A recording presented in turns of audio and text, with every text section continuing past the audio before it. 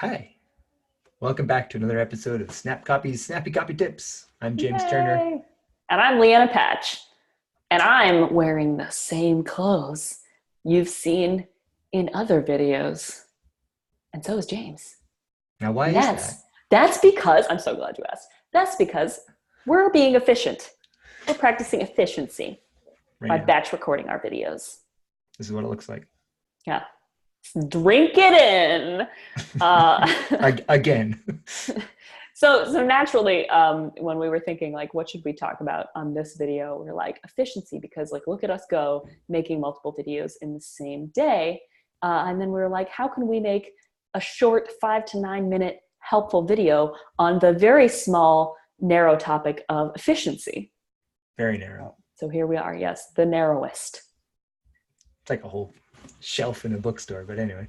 Yeah, like how efficiency for dummies. Efficiency. Well, okay. Our take on efficiency, the Snap Our take on Copy efficiency. way. Yeah. And the first thing that we're doing, right, is batching. So batching is when you have similar tasks and you group them together and you do them all at the same time because your brain is in that spot already. And that led us to think about time blocking, which is something that I obsess over and that I try to get James to do. Because I like to look at my calendar and see at a glance, like, what am I working on today and how long is it probably going to take me? James, I'm going to call you out right now. What issues have you personally run into when attempting to time block? Well, there's a couple things. One is scheduling things as though when one ends, the other will start, which is just not true. So you need like a buffer Need zone. a buffer. Yep. Okay. That's one thing. And the other thing is not considering the sort of ramp up to getting in the zone. So like you were saying before, like if you have a 30-minute task, don't schedule yourself 30 minutes because you're going to still have 30 minutes of task to do once you've ramped up to like, oh yeah, right. What was this all about? Or you open that file, or you talk to that person, or you open that email. Yeah, and like I have to refamiliarize myself with these project notes. I have to get myself back in this mental zone before I can even start working on the thing, which takes a full 30 minutes.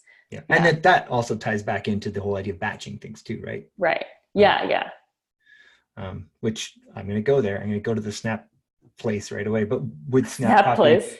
Well, so we have a client brief that is the overarching document for a client. And every time we open up a new project, we have to go back to the client brief, right? Yeah. So it keeps it, if we've got a longer project to do, breaking it up over days doesn't work, which is kind of the advantage of the like quick, sharp hits of copy. Yeah, because we're writing we're optimizing all of your copy from that place of like, oh, we've just spent the time to familiarize ourselves with you again, no matter what you've sent in. We're back in that client zone, and then we're optimizing from that place of familiarity instead of having to come back the next day, do it again. So it's not really efficient, right? Yeah. And that's why when we use a writer on a project, we'll have the same writer write all the copy for one client as much as we possibly can, just for that context switching, not, leaving that. And also there's other benefits to having one writer on a project, like similar voice and stuff. And clients can train their writers through the feedback they give on the document. If they have any feedback, they might say like, oh, we don't usually use this phrase. And we'll pass that along to the writer so that the next time they work on a project for that client, they automatically, improve. Yeah. And I've realized this also is the answer we've given when people have asked us, oh, could I get 1 credit? And it's like, you have to do all this work to get in the zone to write. Right. And that's why we don't sell one single credit, but we do sometimes give them. So you should probably be on our email list. One additional credit, yes. Yeah, one additional on top of your credit purchase. Yeah, because it's not worth it for anybody to get 1 single credit. Anyway. Yeah. Anyway, I didn't want to go railroading us into like talking about right away. We are. Yeah. Yeah. But it ties into efficiency, and I think that's part of the appeal, like for both of us, of why we want to have Snap Copy in addition to our own businesses. Yeah. In my case, trying to like take over my own business. So. And I think it keeps us really sharp. So like the thing about Snap that I like that we were talking about before we hit record was the idea of taking something from good to great And it's really easy for clients to sort of map out what they want. And in fact, we have another video about how to outline your copy and write your quick first draft.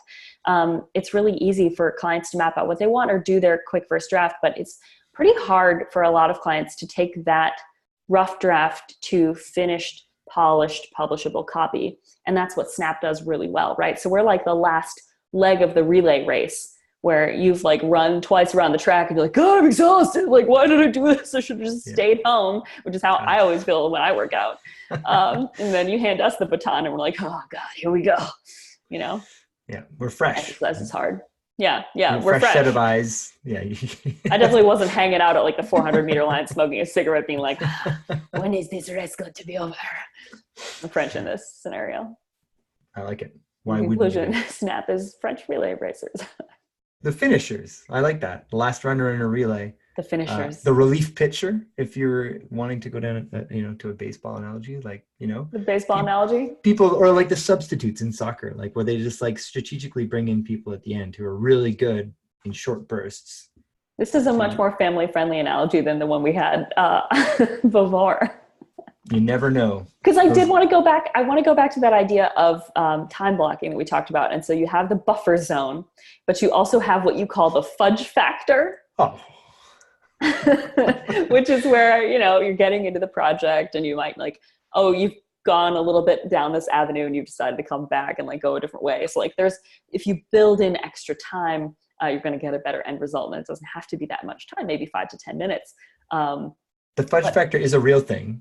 It's a real thing. And you can track it if you time block and then also track your time. You can figure out how good or bad you are at projecting how long things will take. Yeah. And then you can figure out like a number, a percentage that, I'm always off by 30% or something. And that is your personal fudge factor. It's like a handicap in golf. How do you adjust your buffer zones and your fudge factor in your work schedule?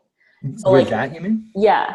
So if you find out like, oh, I didn't build in enough time to fudge for this project. There's always time for fudge. Yay! I'm just trying so hard not to take this to a disgusting place. And I did it. Well. It's there in my head. Anyway. Yeah. So if you find out like, oh, I needed 10 to 15 more minutes of like fudge factory, then how do you shorten or steal from your buffer time? Or do you just push back? Like, because that seems like you would end up at the end of the day super stressed out. Yeah, well, on the fly, you just deal with it. But what you do is then next time. So like you can look at your time blocks for tomorrow if you're doing the same task and say, oh, I thought that would take an hour, but I'm always off by about 30%. So that's actually going to take an hour plus 30% of an hour, 20 minutes-ish. And then you can say, okay, that'll take an hour and 20 minutes. You can't take out your buffer zones because that's just like, you're just going into the same trap again of being like, oh, okay, well, I won't take a break, but I'll take longer. And then like, that's right. It's like, I don't know if you've ever used Pomodoros, but they're 25 minutes and then a 5-minute break. Yeah. But it's so easy to be like, oh, I'm just going to keep writing, right? And then the next one starts if you're using an app or something. And then you're like, well, I'm just going to keep going. And then you're not doing work sprints anymore. You're just working with a timer ticking.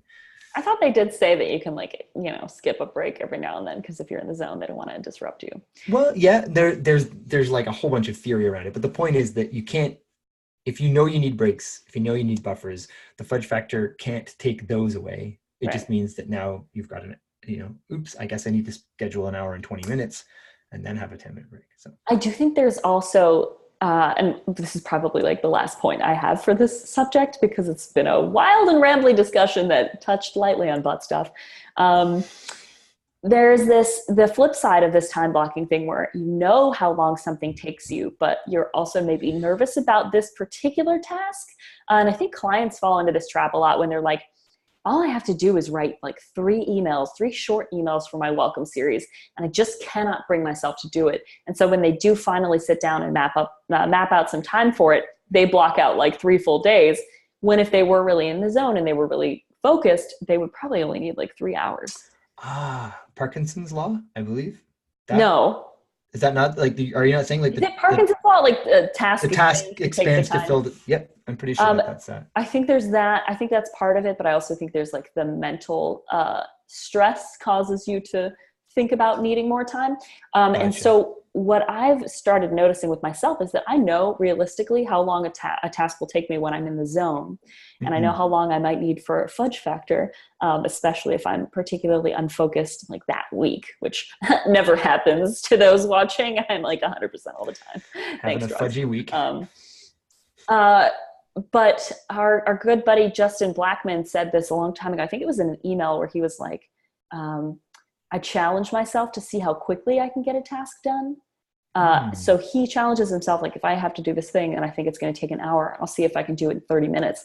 And so that's a way that I've been practicing, like, okay, I allotted 4 hours for this to make sure that I do my best work, right. In my mental scheduling thing, like I want to make sure that I can, whatever it is, whether it's Snap or my own project. Right.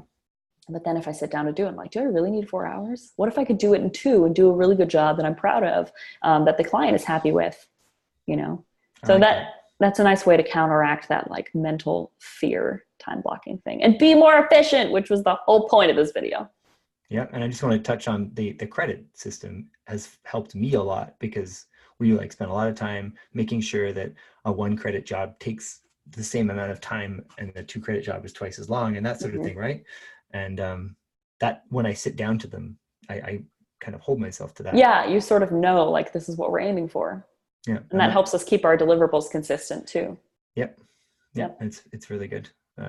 Makes things more predictable, which is always great if you're trying to like figure out how long is it going to take me to get this email series out, that kind of thing. So having someone who's working with a set of sort of predefined processes that take a certain amount of time can really help.